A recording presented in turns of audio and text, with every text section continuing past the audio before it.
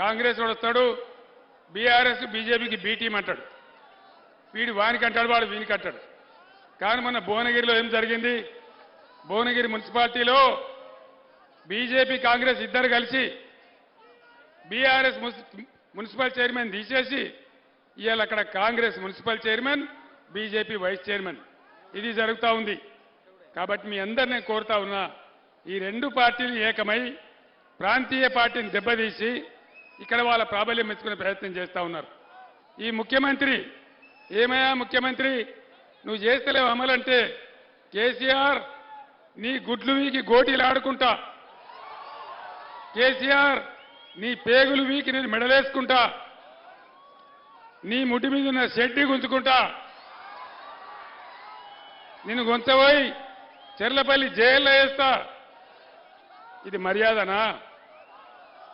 15 సంవత్సరాలు అన్నం తిన్నమో అటుకులు బుక్కినమో అందరం కలిసి కొట్లాడి తెలంగాణ తెచ్చి దానికి నాయకత్వం వహించింది నేను. తెలంగాణ కోసం నా చచ్చిపోయేదాకా, నా ప్రాణాలు పోయేదాకా తెగబడి పోరాడింది నేను.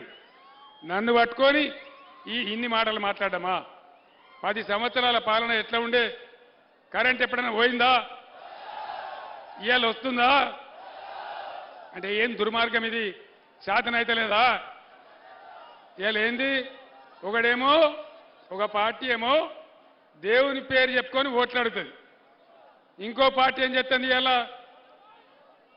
దేవుని మీద ఒట్లు పెట్టి ఓట్లాడుతుంది. ఇక యాడికి పోతే ఆడ దేవుడు మొక్కాలి.